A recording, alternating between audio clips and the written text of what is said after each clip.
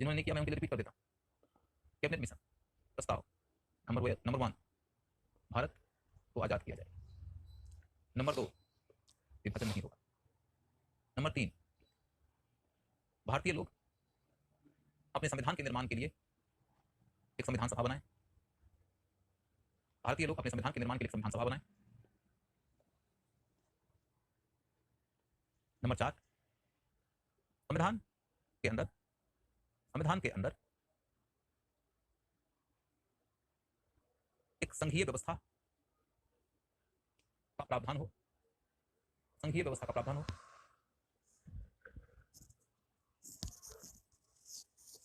3 विभाग केंद्र के पास रहे, रक्षा, विदेश और संचार, defence, foreign affairs and transportation and communication. 3 विभाग केंद्र के पास रहे और बाकी सभी विभाग राज्यों के पास रहे।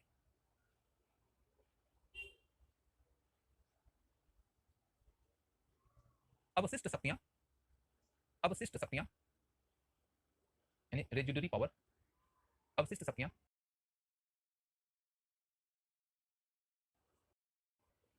आपके पास रहे। अगला पॉइंट, एक अस्थायी सरकार का गठन हो, जिसमें गवर्नर जनरल अध्यक्ष की भूमिका निभाएंगे। कांग्रेस का कोई नेता उपाध्यक्ष होगा और अन्य दलों की भी भागीदारी होनी चाहिए।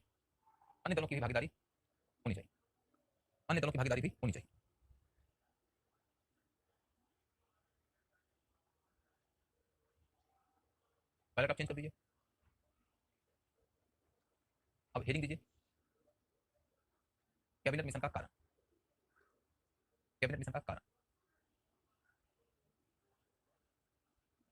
अब आप रुक जाइए, लिखना नहीं है। कैबिनेट मिशन का कारण मैं आप लोगों को भारत छोड़ो आंदोलन के परिणाम और नौसैनिक विद्रोह के परिणाम दोनों के दौरान पढ़ा चुका। ये मैंने बता दिया था कि नौसैनिक विद्रोह की घोषणा, नौसैनिक विद्रोह की शुरुआत होती है तो उसके ठीक बाद कैबिनेट मिशन की घोषणा होती है। लेकिन सिर्फ और सिर्फ इतने ही कारण से कि नौसैनिक विद्रोह मात्र के बदौलत के देश को आजाद किया जाएगा, उसके पीछे पृष्ठभूमि थी। दूसरी बात है कि नौसैनिक विद्रोह वाले ये तो भारत छोड़ो ही लिख रहे थे जहाज पे। तीसरी बात यह है कि वो तो गांधी को, पटेल को, नेहरू को, सुभाष को और जिन्ना को ही नेता बता रहे थे, कांग्रेस और लीग के झंडे को फहरा रहे थे। मूल बात है कि हिंदुस्तान का सभी तबका अंग्रेज विरोधी हो चुका था और उसके मन में भी कसमासाहट थी। उस कसमासाहट की भावना तब और मजबूत हो गई जब भारत छोड़ो आंदोलन चला। इसे अब तब और मजबूती मिल गई जब आजाद हिंद फौज के सैनिकों की पब्लिक कार्रवाई की शुरुआत हुई। अब ऐसे में उनका मन इतना शुद्ध था सरकार से कि छोटी छोटी बातें भी उन्हें विद्रोह के लिए उतारू कर देती थी। उन्हीं में से सरकार के अधिकारियों का उनके प्रति किया जाने वाला मैल ट्रीटमेंट, दुर्व्यवहार भी एक तात्कालिक कारण की तरह काम आया, जिसके कारण नौसैनिक विद्रोह हुआ था। और सरकार को एक बात समझ में आ गई कि अब इस नौसैनिक विद्रोह का दमन करेंगे तो भी हम हिंदुस्तान में टिक नहीं पाएंगे, और दमन नहीं करेंगे तो ये सरेंडर करने को तैयार नहीं है। और दमन करेंगे तो हम उसके बाद टिक तो नहीं पाएंगे, नुकसान हो गया ना। तो फिर अब सरकार को इस दुविधा से बाहर निकल जाना चाहिए कि हिंदुस्तान को आजाद करना चाहिए कि नहीं करना चाहिए। सरकार ने 1 महीना पहले ही कैबिनेट मिशन का एक ड्राफ्ट तैयार कर लिया, लेकिन सरकार दुविधा में थी कि आजाद करें कि ना करें। इस घटना के घटित होने के बाद सरकार की दुविधा दूर हो गई और सरकार ने तत्काल देश को आजाद कर देने का वादा कर दिया। कारण तो आपने ऑलरेडी समझ लिया है, पीछे लिख लिया है, तो दोबारा उसे मैं रिपीट नहीं करूंगा, समझाने के लिए दोबारा बताऊं। इस बार लिखिए, कांग्रेस और लीग का जवाब। आरंभ में कांग्रेस और लीग दोनों ने इसे स्वीकार कर लिया।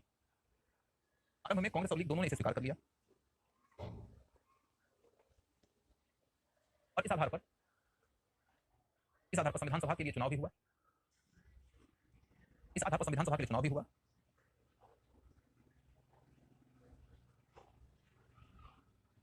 सीमित मताधिकार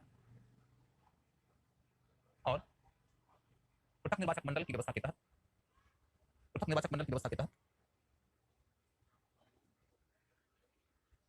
विधानसभाओं के लिए चुनाव हुआ।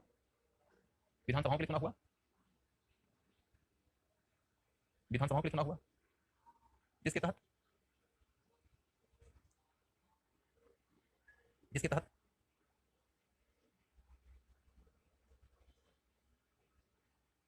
हिंदू बहुल विधानसभाओं में अधिकांश सीट कांग्रेस जीत गई। और मुस्लिम बहुल अधिकांश क्षेत्र मुस्लिम लीग, मुस्लिम बहुल अधिकांश क्षेत्र मुस्लिम लीग। इससे स्पष्ट होता है कि हिंदुस्तान की आबादी राजनीतिक दृष्टि से, हिंदुस्तान की आबादी राजनीतिक दृष्टि से, हिंदुस्तान की आबादी राजनीतिक दृष्टि से हिंदू और मुसलमान के बीच बटी हुई थी। हिंदुस्तान की आबादी राजनीतिक दृष्टि से हिंदू और मुसलमान के बीच बटी हुई थी। कांग्रेस देश के सभी धर्मों का प्रतिनिधित्व करने का दावा तो करती थी, लेकिन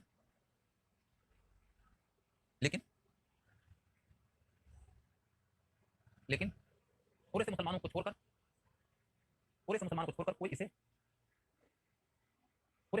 कोई इसे मानने के लिए, थोड़े से मुसलमानों को छोड़कर कोई इसे मानते नहीं, थोड़े से मुसलमानों को छोड़कर कोई इसे मानते नहीं, थोड़े से मुसलमानों को छोड़कर कोई इसे मानते नहीं, थोड़े से मुसलमानों को छोड़कर कोई इसे मानते नहीं। इसलिए इसलिए इसलिए मुस्लिम लीग ने चुनाव के बाद यह निर्णय लिया कि वह कैबिनेट मिशन का प्रस्ताव नहीं मानेगी,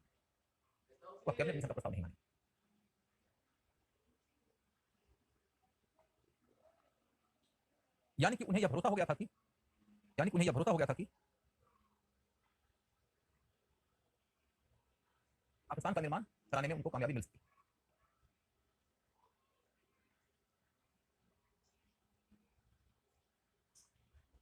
इस प्रक्रिया में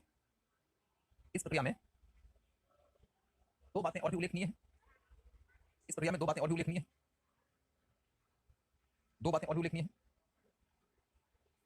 नंबर एक,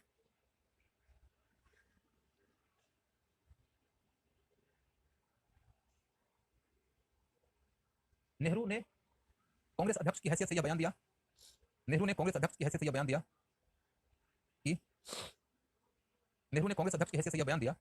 कि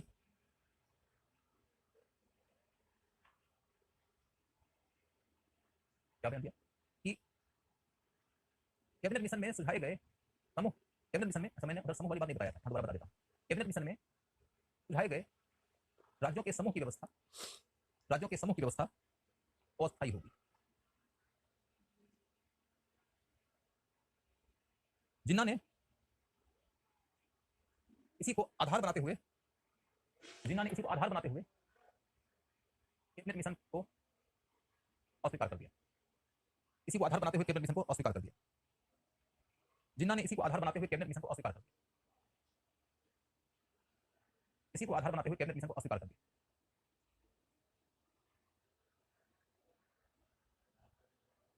दिया। अगला पॉइंट, जिन्ना पर आक्रामक मुस्लिम राजनीति करने वालों का दबाव भी था।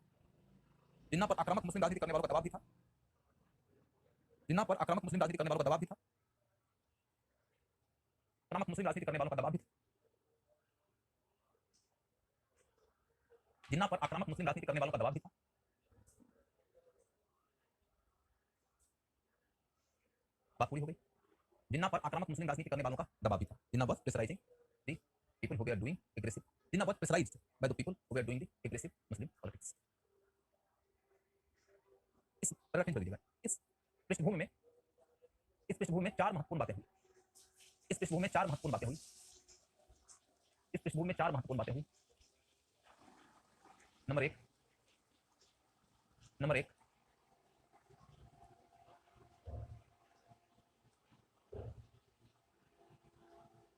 जिन्ना ने अस्थायी सरकार में मुस्लिम लीग की भागीदारी को अस्वीकार कर दिया। नंबर दो,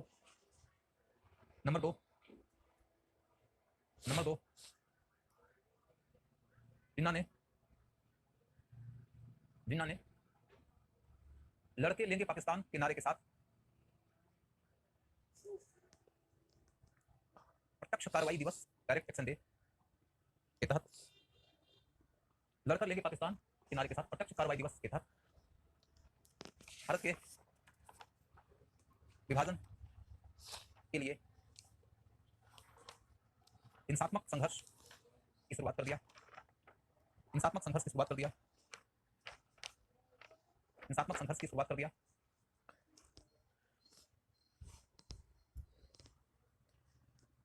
अगला पॉइंट, लीग ने संविधान सभा का बहिष्कार कर दिया।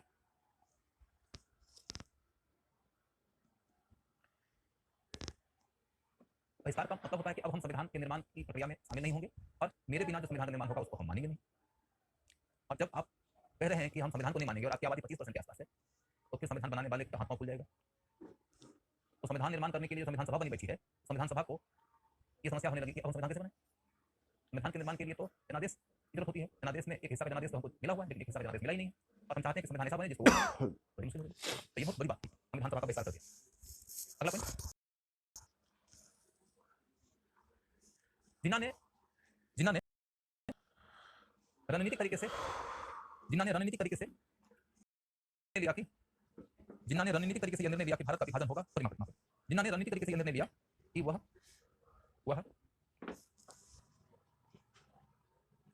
अस्थायी सरकार में लीग की भागीदारी को स्वीकृति देंगे,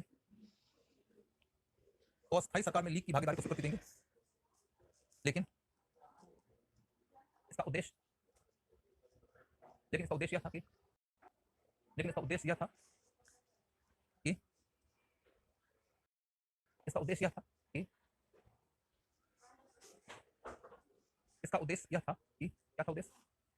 इसका उद्देश्य यह था कि उनके मंत्री सरकार के संचालन को बाधित कर देंगे। Their minister will disrupt the running of the government. इसी के तहत वित्त मंत्री बनने वाले लियाकत अली खान ने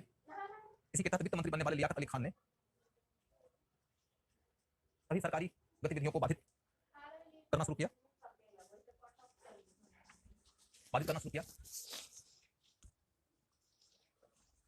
मौलाना आजाद के मुताबिक यह भी एक कारण था जिसने पटेल को विभाजन के लिए हार्दिक स्तर पर तैयार कर दिया या मानसिक स्तर पर तैयार कर दिया। यह भी एक कारण था जिसने कि पटेल को मानसिक स्तर पर विभाजन के लिए तैयार कर दिया। This was also a reason which prepared Patel mentally to accept the partition.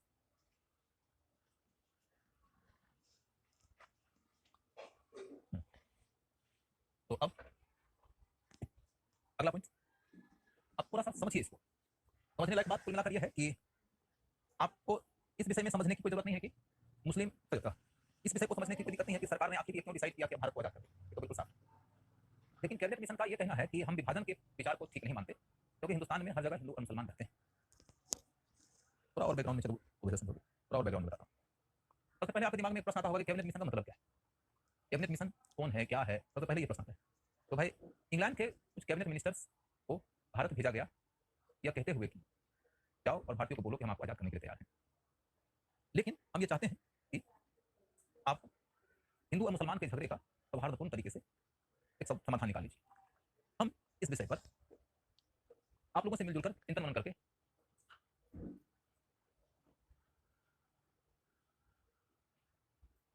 Hindu और मुस्लिम की समस्याओं का समाधान खोज लीजिए। हिंदू और मुस्लिम की समस्याओं का समाधान आप खोज लीजिए कि दोनों के बीच में टकराव ना हो, दोनों के बीच में सौहार्दपूर्ण वातावरण रहे और इस सौहार्दपूर्ण वातावरण में दोनों मिलकर ये तय कर लें कि आखिर हम लोगों के बीच में झगड़े का क्या कारण है जिसका निराकरण निकल जाए और शांति का क्या उपाय है जिसका प्रावधान। हमको हमारी सरकार ने इस उद्देश्य की पूर्ति के लिए आप लोगों से बातचीत करके सुझाव देने का निर्देश दिया है। अब आप लोग अपनी राय रखिए। तो जब राय रखने की घड़ी आई तो भाई मुस्लिम लीग ने सीधा कहा कि विभाजन कर दीजिए। तो कैबिनेट मिनिस्टर लोग जो थे तो इंडिया आए हुए थे, शेफर्ड क्रिप्स है, अलेक्जेंडर है, ये भारत गवर्नर जनरल भी है। तो इन लोगों ने कहा कि ये वाली बात बहुत व्यवहारिक मुझे नहीं लग रही है क्योंकि हिंदुस्तान में तो सभी जगह हिंदू और मुसलमान रहते हैं, भले प्रेम से न रहते हों या कम प्रेम से रहते हों, लेकिन हिंदुस्तान के हर हिस्से में हिंदू और मुसलमान है। तो हम मुसलमानों का एक देश पाकिस्तान कैसे बना सकते? ये बात अब जाकर ब्रिटिश सरकार मंत्री ने कहना शुरू कर दिया, क्योंकि अब उनको भारत में शासन नहीं करना है। इसके पहले वो इस बात को प्रमोट किया करते थे कि हाँ, हिंदुस्तान में मुसलमान की एक राष्ट्र है। उनके हवा देने से मुस्लिम सांप्रदायिकता और मुस्लिम राष्ट्र के निर्माण का सपना फला फूला। लेकिन ऐसा अंग्रेज इसलिए कर रहे थे क्योंकि वो मुस्लिम पॉलिटिक्स को अपना मित्र बनाकर कांग्रेस के पॉलिटिक्स को काउंटर करना चाहते थे। लेकिन ऐसा वो इसलिए करना चाहते थे ताकि हिंदुस्तान में वो टिक सके। लेकिन जब उन्होंने ये घोषणा कर दिया कि हम हिंदुस्तान को आजाद करने के लिए तैयार हैं, अब उनको मुस्लिम लीग की जरूरत थी। तो उन्होंने कहा कि भाई, विभाजन का सुझाव हम इंग्लैंड की सरकार को नहीं दे सकते, क्योंकि हम जो देख पा रहे हैं वो ये कि सभी जगह तो हिंदू और मुसलमान बसे हुए हैं, तो ये विभाजन बहुत ही खतरनाक, ये एक्सेप्टेबल है। तो ये वाली बात कांग्रेस के लिए ठीक थी, तो कांग्रेस विभाजन विरोधी थी। लेकिन मुस्लिम लीग को यदि आपने कह दिया कि हम आपकी बात नहीं मानते, तो मुस्लिम लीग वाला भी कह देगा कि ठीक है, तो श्रीमान कैबिनेट मिनिस्टर महोदय, हम भी आपकी बात नहीं मानते। तो फिर तो मिनिस्टर साहब लोग अपने प्रयोजन में विफल हो जाएंगे। तो प्रयोजन में वो विफल ना हो जाए, इसके लिए ये बात तय की गई कि प्रयोजन में वो विफल ना हो जाए, इसके लिए यह बात तय की गई कि कैबिनेट मिशन ने कहा कि कांग्रेस को भी हम कोई आदर्श चीज ऑफर नहीं कर रहे हैं। कांग्रेस का आदर्श विचार ये था कि एक मजबूत केंद्र है, जिसमें अवशिष्ट शक्तियां राज्यों में न होकर केंद्र में रहे। तो नेहरू रिपोर्ट की कहानी याद होगी।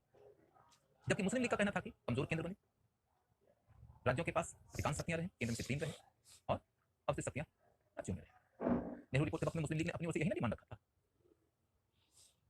तो कैबिनेट मिशन ने कहा कि हम मुस्लिम लीग की बात का भी ख्याल रखते हैं और ये कह रहे हैं कि मेरा प्रपोजल है कि आप लोग जब आजाद भारत के संचालन के लिए संविधान बनाएंगे, तो आप अपना संविधान अपने मन से बनाइए।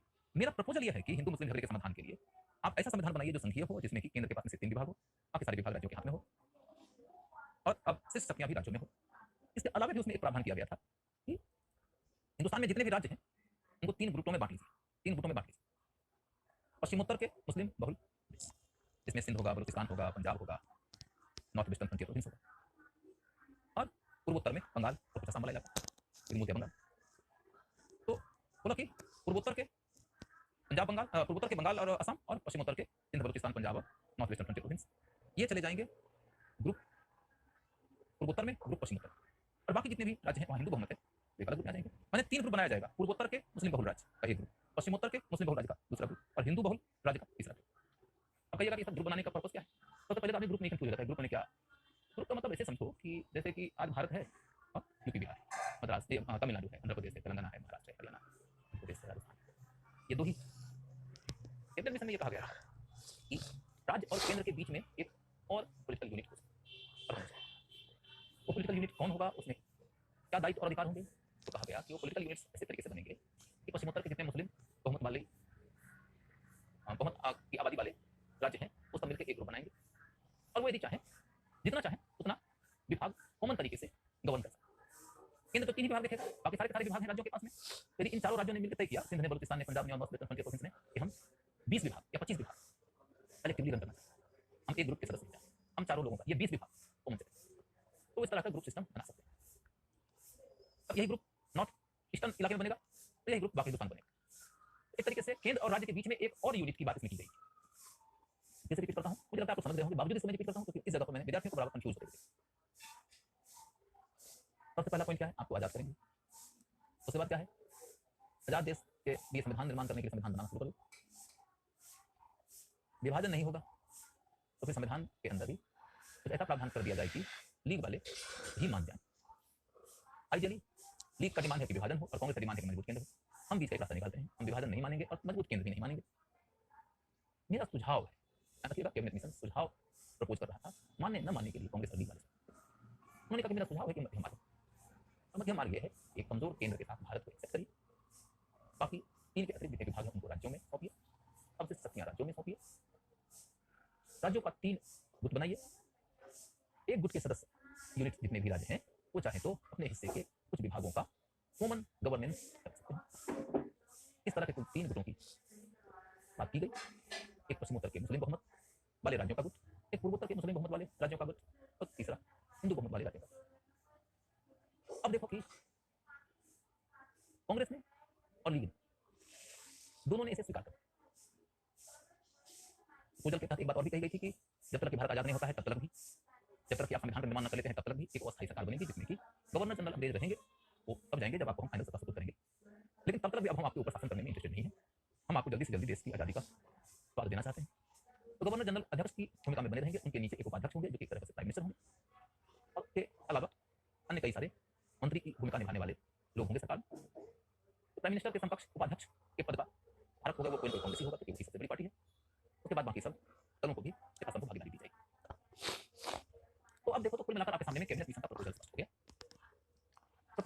में कांग्रेस ने और लीग ने दोनों ने इसे एक्सेप्ट कर लिया।